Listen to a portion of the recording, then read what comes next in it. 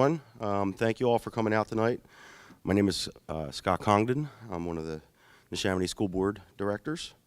I'd like to welcome the board as well. I see many members from the school board, if not all of them, here this evening. And I'd like to especially welcome Mr. Joseph Jones.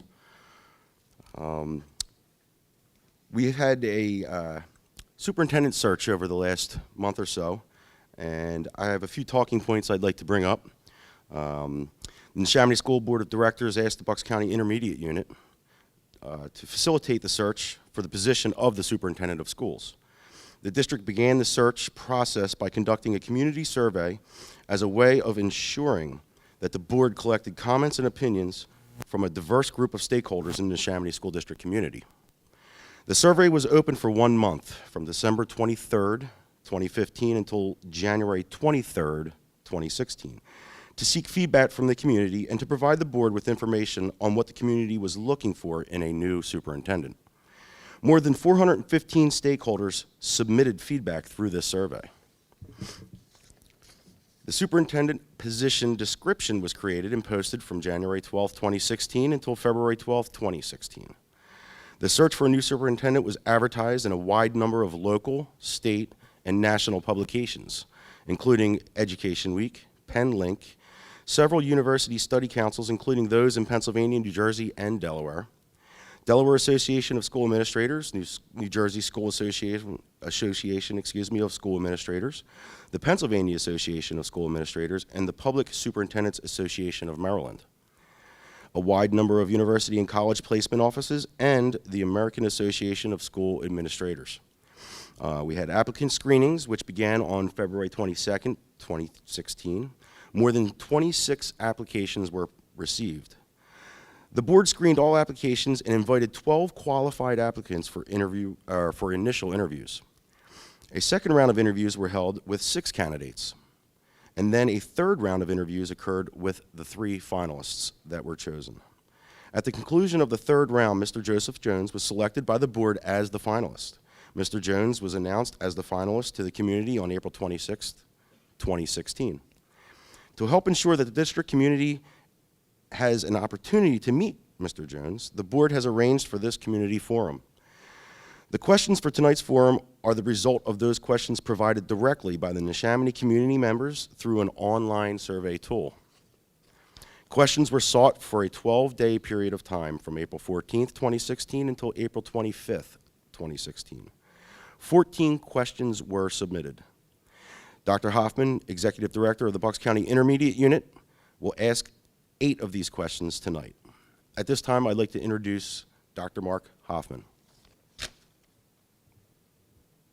Well, good evening, everyone. I'm Mark Hoffman. I'm the Executive Director of the Bucks County Intermediate Unit.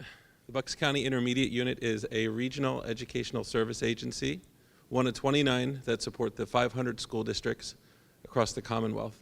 Of course, the Bucks County Intermediate Unit supports the 13 public school districts in Bucks County, as well as the 3 career and technical centers, and dozens of non-public schools. One of the many ways that we work with our partner school districts is with liaison work with the Board of School Directors in those 13 school districts.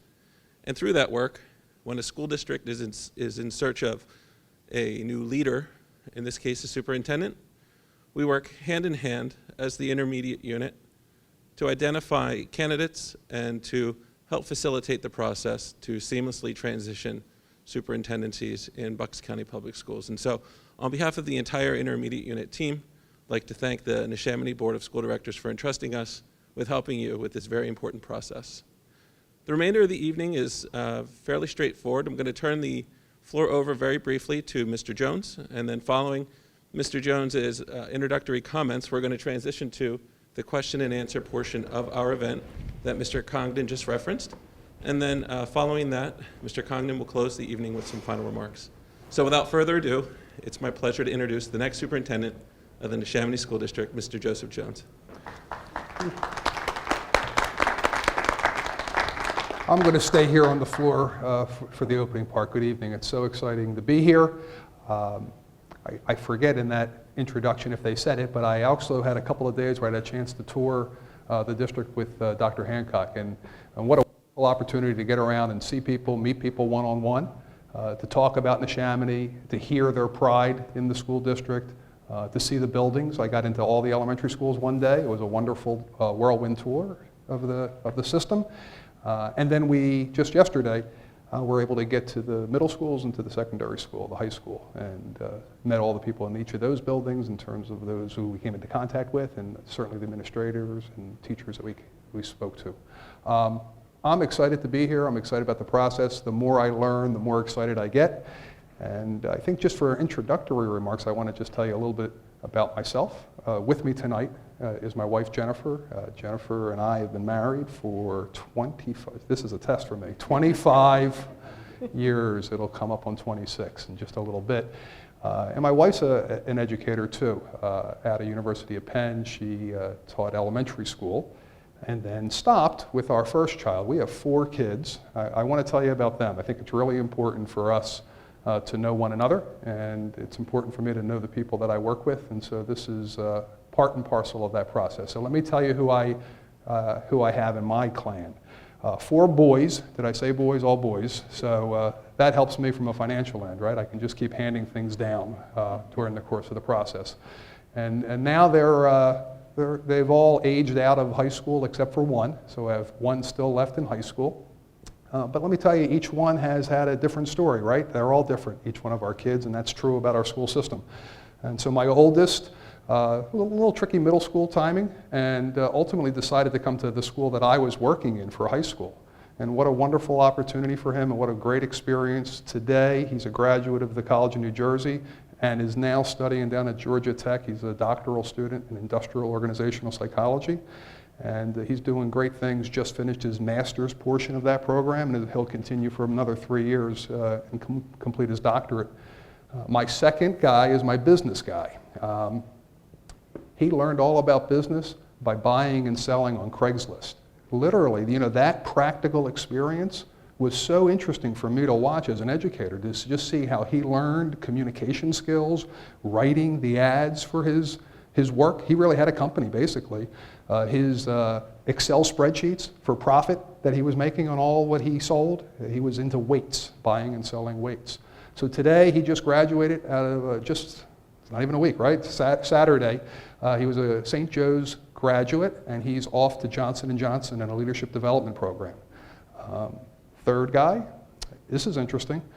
He had a car accident in his senior year, and unfortunately, his back end of his senior year was lost.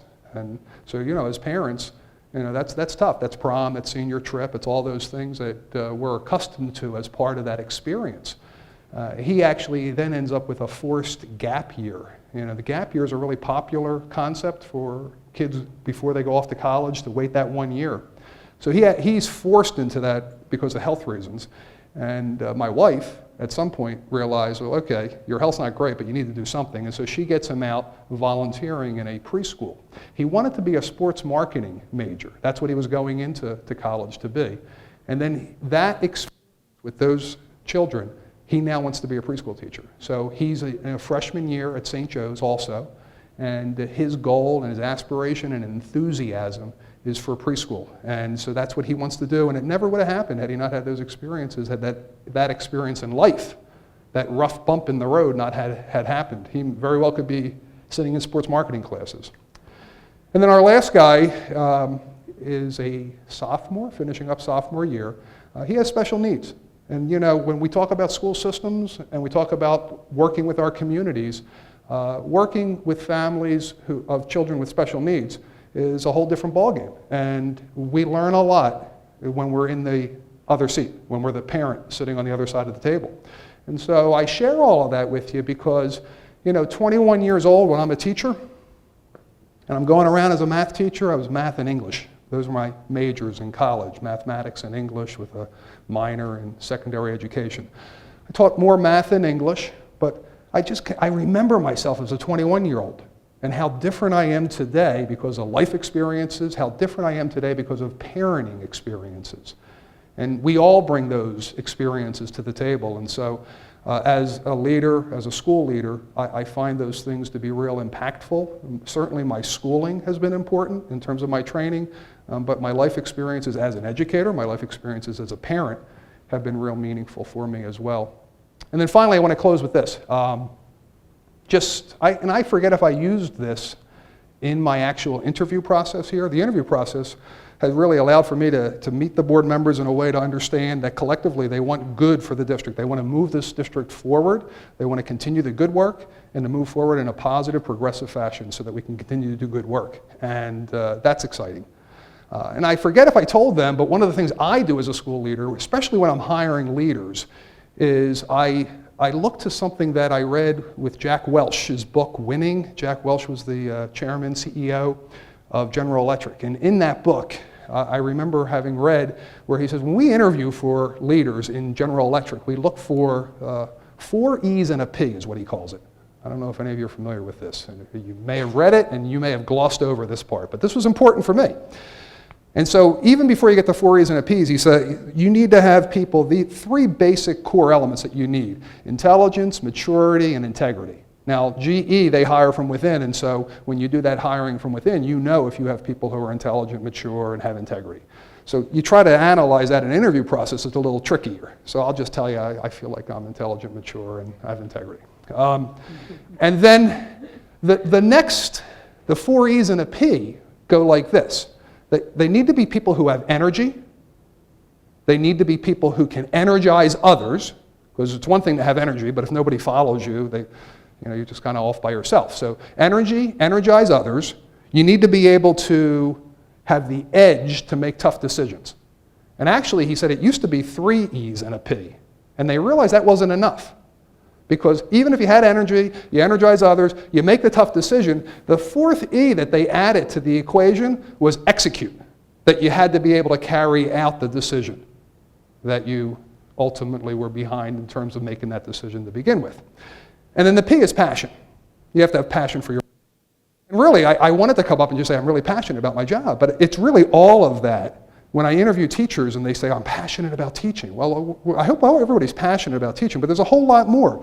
And you take those 4 E's and a P, you can apply them to anybody in a school system. Teacher, secretary, custodian, because we're all leaders in our own little realm of responsibility. And it's critically important that those people are able to do all of those things for us as a school system. So anyway, that's who I am, that's my family, that's my background. I think more of the questions might allow for me to tell you a little bit more, and so I'm going to step off now and move with Dr. Hoffman to the stage. All right, so as promised, this final portion of the community forum relates to questions that were submitted by the community, and Mr. Congdon referenced the numbers of questions and sort of the process, but I'll just remind you now that for a period of 15 days, the Neshaminy School District, through its website and through its community communications plan, allow the community to submit questions that they'd like Mr. Jones to consider during this forum. Over the course of that 2-week period, 14 questions were submitted, and then I spent some time looking at those questions and distilling them down into appropriate questions that would be appropriate for tonight's question and answer session, and that resulted in 8 questions. And as you look at the 14 and the 8, there were several questions that had similar themes, and so they've been combined for the sake of time and redundancy. So we have about 45 minutes or so to get through those questions, and away we go. I'm ready. So thanks so much for that great introduction about you and about your family and about your experiences. The first question is sort of related to that. Can you tell us a little bit about your professional experiences and the strengths that you're bringing to the Neshaminy School District as the new superintendent? The board has had a chance to get to know you over the interview process and the different experiences that you're bringing. Community members would also like to know that. Okay. Help me with one thing. Am I talking to you or am I talking to a camera? What do you think? I think you're talking out there. Okay. So let me tell you a little bit about my educational background. I said I was a graduate out of Bucknell. I didn't say Bucknell University, but I was a math and English major, education minor. And I came right out after 3.5 years, graduated early, and I went to teach at Woodbury, which is actually the school district that I'm at right now as superintendent. And I joined my father there. He was a 30-year veteran of the Woodbury system. I caught him in the middle of his career at that time. So it was kind of exciting to be able to do that. I know Neshaminy, in my walkabout, I found there's a lot of people who have connections like that, where they either went themselves or they have spouses who were part of the system. Woodbury, it wasn't quite the same. There wasn't as much of that, but it was kind of interesting and I guess for me, energizing to be part of that experience with my dad, because my dad loved teaching. He was an excited teacher in his classroom. He excited kids about business education. So I learned a lot in that time there, but then I went to an assignment a few years later as a supervisor for instruction in the area of mathematics and business back at my alma mater. So I was a young guy supervising teachers, still teaching myself a pretty heavy load of classes, but also responsible for the budget and the observations and the department structure for both mathematics and business. From there, I picked up an assignment as an assistant principal in a middle school. You can imagine how that work is, right? Middle school assistant principal. And then soon thereafter, became a high school principal.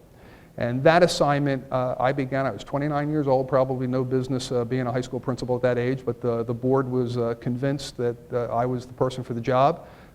I guess I thought I was the person for the job, but really life's experiences that I talked about would have been real helpful to have had, probably more of, but we did real well. I was there for 10 years as high school principal and then in that same district for another 2 years as the assistant superintendent, and would have stayed there. And I think that's really important. It's one of the things I want to talk about that I'm bringing to the system. I'm a person who likes being rooted, and so that was 12 years in that system, and I wouldn't have left except for the fact that one of my siblings, and this is why I talked about my father being at Woodbury, in the intervening years, my brother and sister both joined the Woodbury faculty. One of them picked up a phone and told me that the superintendent at Woodbury was leaving and thought that maybe I'd be interested, or would I be interested in that job. And they may not have realized that I actually would follow through and be interested, because I did apply. I wasn't looking for the job, wasn't looking for a superintendency at that time. But I'm so glad that I did, because it gave me a chance to kind of circle back to Woodbury and do some really neat work, good work, and alongside my brother and sister, which was another nice experience to have. And I've been at Woodbury for 11 years, so 12 years at the Northern Burlington system and 11 years there. And so I really feel that for Neshaminy, that's one of the things as I talk to people that the system's looking for. Obviously, it's up to the Board of Education to decide how long I ultimately stay. But for me, if we're able to do good work collaboratively, I think one of the healthy things for an organization is to have that kind of long-term leadership. And so that's one of the things that I feel is important. A couple of other things that I have picked up that are important as a school leader is the concept of strategic planning and how strategic planning drives an organization. I've done that work at Woodbury for a long time. We've done strategic planning now multiple times over, and each time it allows for us to move forward as an organization in a much more aggressive fashion, in a way that the community understands, because we engage the full community in the plan, and the organization understands that the plan is what's going to drive our decision making, our choices, our financial decisions, and the like. And so that becomes a really important piece of who I am as a school leader, is making sure that we as a community can build that plan and look forward to a future that we understand is a community-driven future. And then finally, the last thing that back in my days as a high school principal, and there's actually a young woman out here who came up to me. It was a test for me earlier where she came up and said, "Do you remember me?" And she was one of our teachers at Northern Burlington, and I remembered the first name. She helped me with the last name, and I remember she was a science teacher. I don't know if you'll remember this, Karen, but we had an opportunity, I had an opportunity to share with them a film from National Geographic, and it's called Celebrate What's Right. And this is just a beautiful film about celebrating what's right in the world. And this photographer had images of all different things, and he found the beauty and what was right in nature. And I've taken that message everywhere I've gone since that point, as high school principal, assistant superintendent, superintendent. We start all of my cabinet meetings every year, every month, with Celebrate What's Right. We can always find something wrong. We can always find something wrong in our homes, our own lives, in our professional work. Or we can choose to celebrate what's right. And so what I choose to do is I choose to celebrate what's right. I bring that as a message for the community, the school community that I work with, and I think it's just such an important factor in my success as a school leader. So those are some of the things. Thank you. You're welcome. Joe, several community members have asked questions about the school district's gifted education program. They're interested in learning more about your vision for gifted education and about how you will, in your new role as the superintendent, evaluate the current program in order to make recommendations, changes, or improvements? Yeah, well, I think any of these questions that talk about specific changes or potential for change really are going to be difficult until you get inside and go through that evaluation process. And so for me, evaluation is going to be a lot of direct communication. Talking to people directly involved, who include both teacher and student. They include the parent. They include that would also include the administrators responsible for the oversight of those programs. And what's interesting about Gifted and Talented, it's very different over here on the Pennsylvania side than it is on the Jersey side of the river.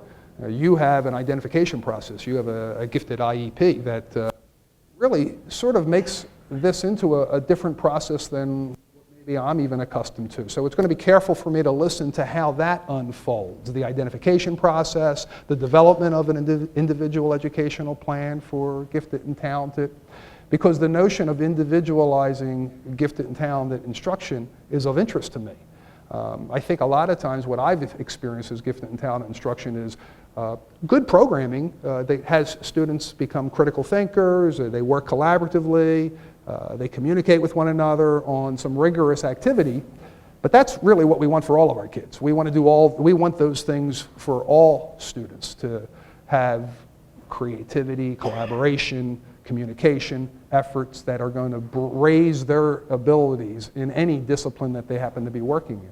What I'm really curious and what I'll look to evaluate will be, how does that individualization play out? How do we individualize the gifted and talented efforts that we have for students who are identified to be part of that program? And so for me, a lot of that's going to be listening and learning first. A community member is interested in your vision for the role that technology will play in the Neshaminy School District while you're superintendent. Can you walk us through how you'll approach the task and what influence you'll bring to moving forward the specific role of instructional technology positively impacting teaching and learning? Right. Well, that's a tough one. The notion of the technology positively impacting instruction today, because many of us educators, those of us involved in the program, we didn't experience that as learners. And so we really have to change our mindset. And I'm working on that now in my current school system, is changing mindsets and changing understanding of how technology actually can be the vehicle for a whole different type of classroom learning experience. Where I am now, we were fortunate enough to be able to move towards a one-to-one initiative with Chromebooks. And so we go from second grade through 8th grade currently, one-to-one with Chromebooks, and then that'll continue into the high school. The high school has a lot of computer access, but it'll continue so that we can comfortably say one-to-one at the high school. And I know that here, walking around, that the initiative was an iPad initiative in 5th and 6th grade. And already, I am sure if we were to bring those teachers forward and talk to them, they would tell you how differently that classroom now is. I mean, think about it. My father, he's 85 years old. He remembers things, factual things, that it's shocking to me. He'll meet a graduate but when he first started to teach in 1963, he remembers the person's name, that they were a first baseman for the baseball team. He'll remember a play that took place in a game.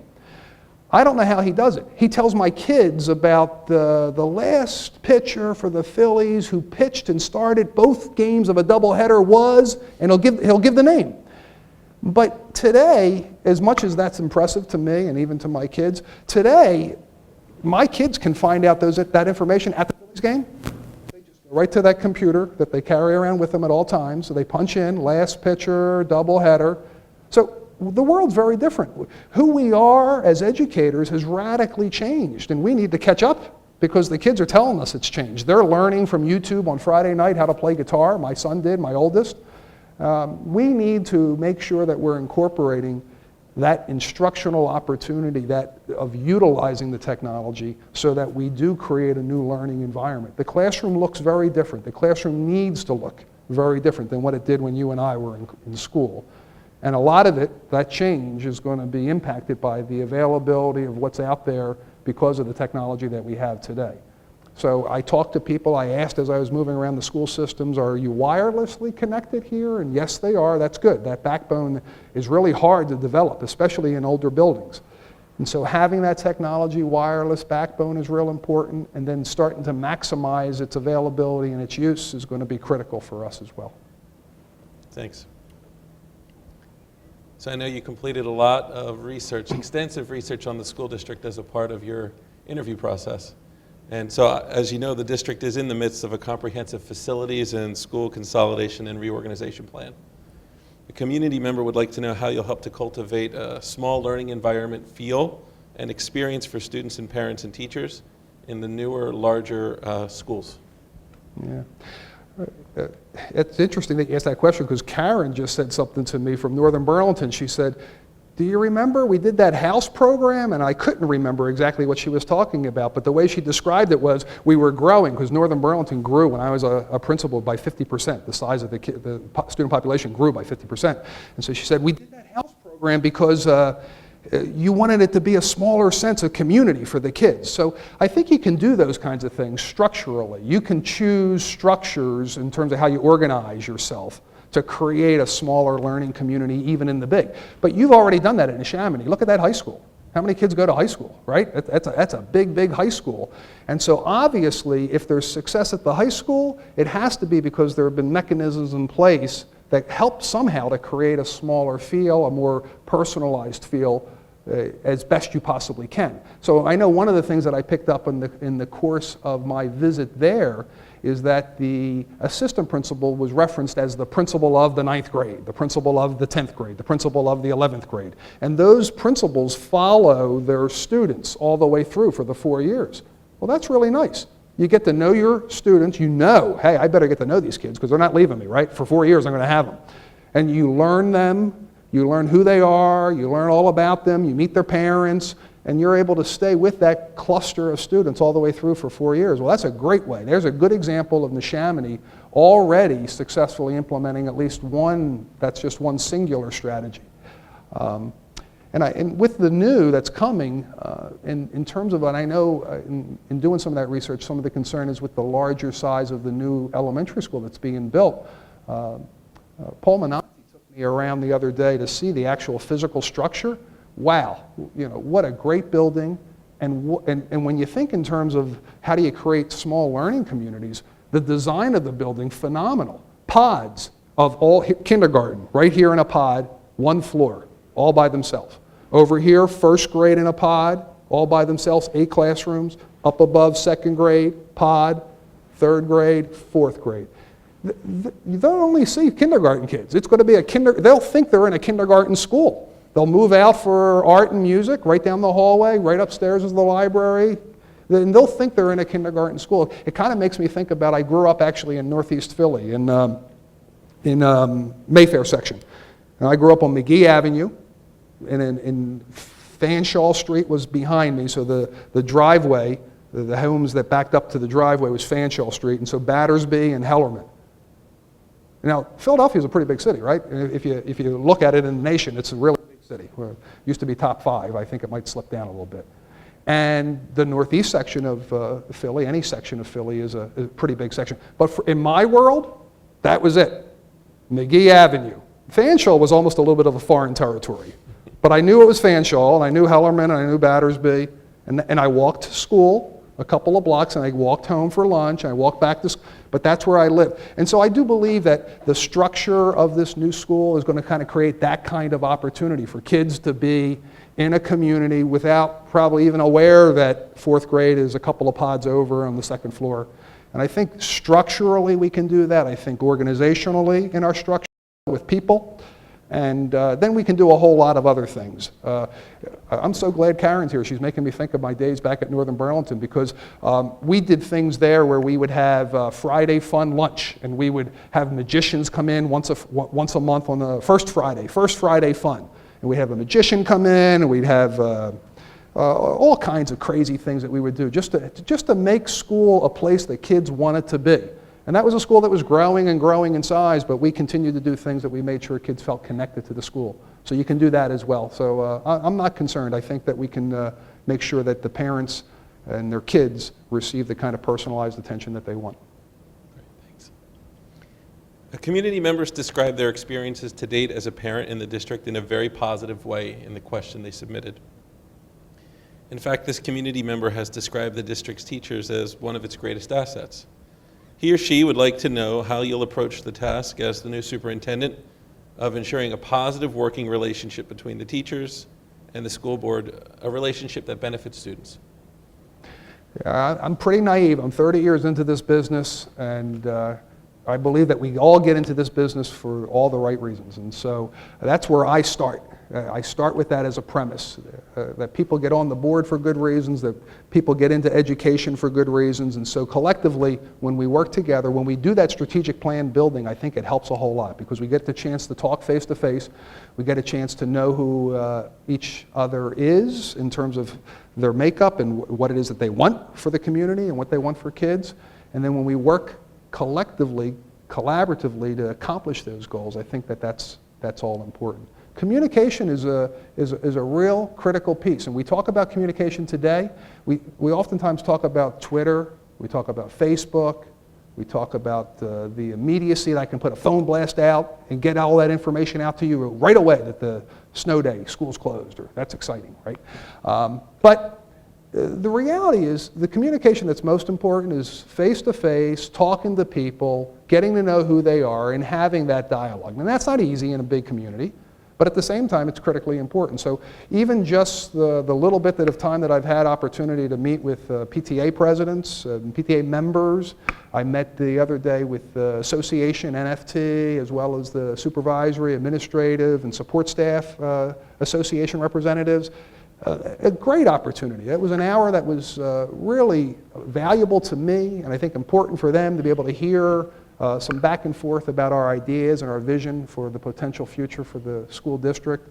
And so I believe that my function and my role as superintendent is to make sure that we continue to do, our decisions are always going to be with children in mind and for the children. And when we do that and we keep that as our focus, I think that I've been successful in helping us celebrate what's right and keep that vision and that target on an educational north that we design, whatever that north is going to be. So the next community member question would like you to focus on your thoughts about the role that school district policies play in informing the school district's decision-making process. Well, policy, the Board of Education, the Board of School Directors, two of their most important functions, hire the superintendent and to develop policy. And for me as superintendent, policy is critical because it tells me what you as a community want for your schools. And so in policy is where I find my direction. As a matter of fact, in policy, it's where we all find, any of us who are part of Neshaminy find the direction of the school. Because when you have a question, oftentimes the question can be answered in policy. When I first came on board, I do a lot of work with policy, both when I was principal, but most specifically as superintendent. But it's really important for me when I would get that phone call from a principal and ask me a question as superintendent, I would say, well, did you check the policy? Because they have answers right there in policy. And parents have answers in policy. Students, the best is if a student actually goes to policy. Right here in your policy it says, and sometimes that'll happen, but our policy needs to be a document that has that kind of importance to the system, and it really allows for the board members to have their chance to do what they're supposed to do, which is to govern the schools. And so they govern through policy, they provide direction through policy, they work collaboratively to develop policy. The school district that I'm at probably has one of the most active policy committees in the state of New Jersey. Our members that serve on policy committee are invested in making sure that the policy speaks to what that community wants, what that particular community wants. There are some boards that will accept policy recommendations. There are some services that provide schools with policy that you just kind of cut and paste and use. But we read through very carefully and make sure it says exactly what our system wants. And so as a superintendent, policy becomes critically important. I think as a board, it's critically important. So the board-superintendent relationship revolves a lot around policy.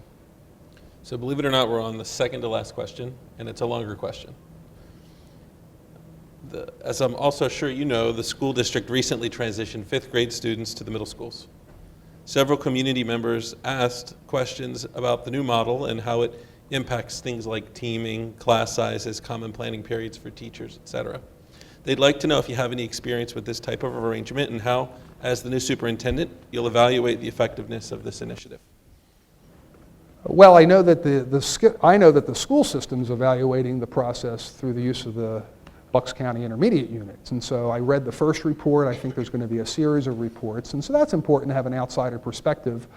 But more important will be to hear in-house reflection of teachers, parents, students, administrators, in terms of how that process has unfolded this year. Now, it is a question that as I toured yesterday through the middle schools that I was asking. I asked it of principals, I've asked it of teachers, I've asked it of students even. There's even one student there. Most of the students were not, yeah, they love being there. One kid's in the back of the room doing this, like giving me one of these, like, so. And then everyone's going to have different opinions about, I guess, how we best can structure ourselves. And there's reasons why the decision was made to go to the 5-8 model.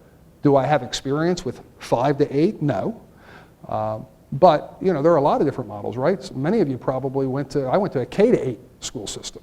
And so, there's been all different structures over the course of public education here in America in terms of what can work. One superintendent I worked for as a principal, he said this to me. I was actually telling a couple gentlemen right down here at the front of the stage earlier before the meeting. He says to me, and I don't know that he realizes this has stayed with me. He said, Joe, any decision can be a good decision or a bad decision. It really just depends on how it's implemented. And think about that, right? 5 to 8 structure, it can be a good decision or a bad decision, or not going the 5 to 8 could have been good or bad. We can make either one work, and we can make either one fail. So really, with the board members, what I heard a lot of the board members saying after a decision, a real tough decision to close elementary schools, and that was a split vote. Those are tough things. But after that decision was made, a good number of board members were saying, you know what, the decision's made, let's move forward, let's work collectively, let's work collaboratively in implementing now. And so when the decision's made, there was a lot of prep work that was done. People actually spoke about how important the prep work was, the year's worth of advanced study and discussion about 5 to 8. And they told me that was really helpful in the implementation of that for this year. And so it sounds to me like as I walk around that people are trying to make 5 to 8 work, that they're trying to make that be one of those things where a decision is being made to work. And the evaluation from outside, but also the evaluation from inside is going to be real important to try to continue to fine-tune and make it even better each year. I'm always somebody who feels like we can always do better, no matter what it is that we're doing. And so you're always examining and trying to figure out, well, how can I nudge it a little bit further in the positive direction? And so that would be what I would be looking to do. Great. So the last question. Many school districts throughout the Commonwealth have struggled this year with finding enough substitute teachers to cover absences of staff members. Local districts have approached this issue in a variety of different ways. A community member would like to know what steps you might take as the superintendent to help resolve the substitute teacher coverage issues facing districts now. Wow. Okay, I didn't realize I was solving the substitute teacher crisis that the whole region has here. Because really, interestingly, substitute teaching, the crisis with substitute teaching isn't a source for teacher issue alone. Substitute teachers, because I talked to my colleagues, we actually utilize Source for Teachers as well over in South Jersey. And I talked to my colleagues to see, well, how are you faring with your substitutes? And we have all different approaches. Some people still hiring their own people for substitutes, and they're struggling as well. A lot of times what happens is with substitute teaching, a lot of is depending upon the economy, right? If the economy is doing real poorly and people are out of work, then there's a lot of people available to be subs, and everything's fine. And so we had a really rough time recently. Still, climbing our way out of it, but as we climb out and more people get jobs, there's fewer and fewer subs that are available. I'll tell you one of the ways that we've been successful in terms of being sure that we get good attention. It's that squeaky wheel philosophy, right? So, my district, Woodbury, they know us. Source for Teacher knows us really well. And they know what the issues are, they know what any problems are that we're having, and as a result, we get some more attention. So I could be sitting there concerned about it, but at the same time, by sitting there and then having those meetings and calling in the representative of the representative and making sure I'm talking to the people who are engaged, they don't want to hear another phone call from Woodbury. And so as a result, I get extra attention. We're getting some extra attention. I'm sure that neighboring districts may not be getting if they're not making those phone calls. So, that happens to work as a short-term fix, but as a long-term fix, I'm listening. I'm listening to my colleagues. I'm listening to others to hear if there are ways. You want your schools to be inviting places for everybody. You want your schools to be places that parents feel welcome, that kids feel welcome, that teachers feel good about coming, and then that trickles over to the substitute as well. I went to the board meeting where that difficult decision was being made, and one of the people who stood, one of the gentlemen who stood to talk that night was a substitute teacher. And he just was praising his experience in one of those schools. And I think that notion that connecting with your substitutes in a way that you're making it a personal experience so that you know their names and you know who they are, we can do that. We can make it be that the school system is a system that people want to come to and that they choose it. Because in the Source for Teacher methodology, what happens is the assignments are all there and a substitute then gets a chance to pick. What school district do I want to go to? What building within the district do I want to choose to go? And so some of that is on us. Schooling today, not just substitutes, but schooling in general, has become a very competitive landscape. We now are in the business where advertising who we are and what we're about becomes important. And so that's just a real small thread, substitutes there, in terms of that process. But I guess that's my answer. Well, congratulations. That's 8 questions and 8 answers. Perfect. So I just wanted to thank you for your time and attention and your thoughtful answers. And I've enjoyed getting to know you throughout the interview process. And I look forward to working with you in your new role. Thanks, Mark. I appreciate it. So I'd like to also thank Mr. Scott Congdon, the president of the Neshaminy Board of School Directors, Ms. Irene Boyle, who is the vice president of the board and the chairperson of the Superintendent Search Committee, and of course the remaining 7 members of the Neshaminy School Board. You've been wonderful partners, and we appreciate the trust that you've placed in the Bucks County Intermediate Unit to help you with this process on behalf of the entire Intermediate Unit team. Thanks so much. I'd also like to thank the Neshaminy's Facilities and Maintenance Department for ensuring that the school was ready to go after a long day with students here. It's a beautiful building, it's a beautiful room, and so we thank you for that time and attention. Of course, thanks to the media specialists in the back that are recording this so that the community at large can watch it at their convenience on the community channel. Of course, the entire Neshaminy administrative staff, including Acting Superintendent Dr. Gloria Hancock, thank you for your support and coordination to make this evening possible. And of course, thanks to everyone in attendance tonight and to anyone who submitted a question. It's been an honor to help facilitate this process, and I wish both you and the Neshaminy School District much success in the future. Thank you. I'm going to turn it back over to Mr. Scott Congdon, the president of the Neshaminy Board of School Directors.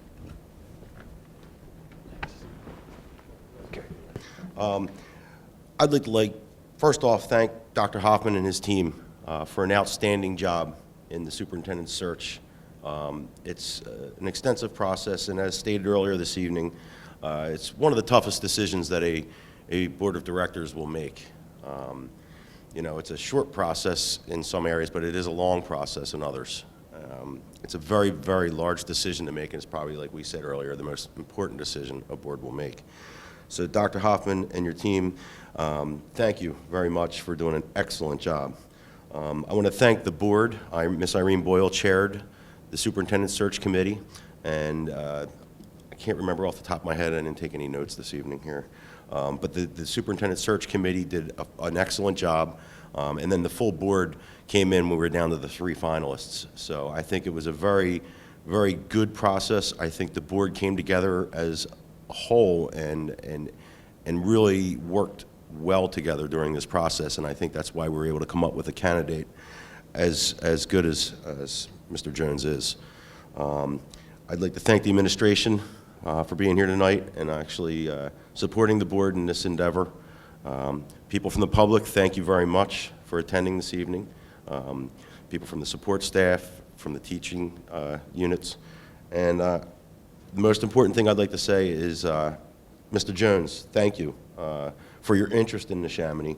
And I am personally looking forward to seeing the next steps that Neshaminy takes throughout this process of teaching our children. I'm very excited to see where we're going to go with the new leadership that you will bring to our district. Thank you. So thank you very much. And thank you everyone else. I'd like to conclude the meeting. All right, sir.